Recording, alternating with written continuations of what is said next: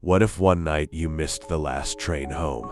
But another train arrived anyway. It was 12:41 a.m. when Daniel looked up at the station clock. The platform was almost empty. Only a few flickering lights remained. He checked the schedule board again. No more trains. The last one had already left. But then he heard something coming from the tunnel. Steel grinding slowly against steel. A train was coming. That made no sense. The schedule board showed nothing. Then two weak headlights appeared in the darkness. An old train slowly emerged from the tunnel. Its paint was faded and the windows looked dirty and cloudy. The train stopped in front of him. No announcement, no conductor. Then the doors slowly opened by themselves. A freezing wind came from inside the train. Daniel stepped inside. The door slammed shut behind him. The train began moving immediately. Inside, the lights flickered above rows of empty seats. No passengers.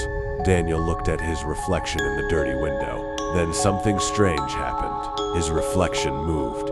A second after he did, he lifted his hand. The reflection lifted it later. Daniel froze. Then the reflection slowly smiled. Daniel had not smiled. He jumped away from the window in terror. Suddenly, the speaker crackled above him. A distorted voice echoed through the train. Next stop, Black Hollow. Daniel looked up at the route map. There had been no map before. Now there was one. Only one stop, Black Hollow. Then something slammed onto the roof of the train. A loud metallic bang echoed through the car. Something was moving across the roof, dragging itself slowly. Following him, the lights suddenly went out. The train car was swallowed by darkness. Daniel turned on the flashlight on his phone. The beam shook in his hand. The seats around him were empty, but the floor was wet. Dark stains covered the ground. Then he heard a child laughing behind him. He turned. A little girl was sitting near the window. She had long dark hair and wore an old pale dress. She didn't speak.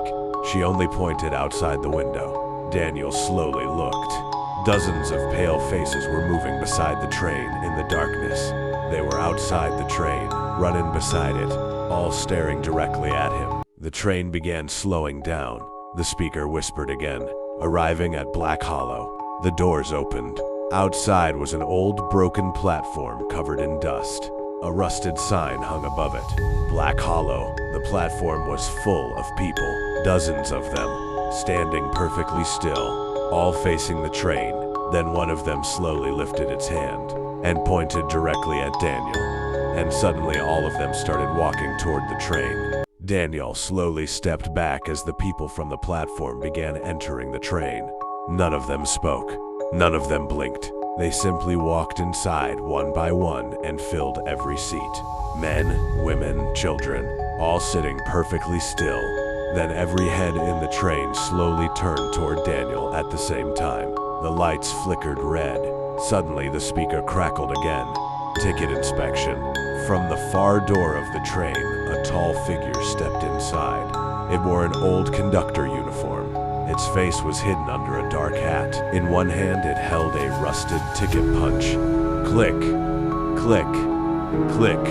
The conductor slowly walked down the aisle, stopping in front of Daniel. Then it spoke in a cold whisper. You boarded without a ticket. The lights went out again. And the last thing Daniel heard before everything went silent was the conductor saying, "Then you will stay until the end of the line."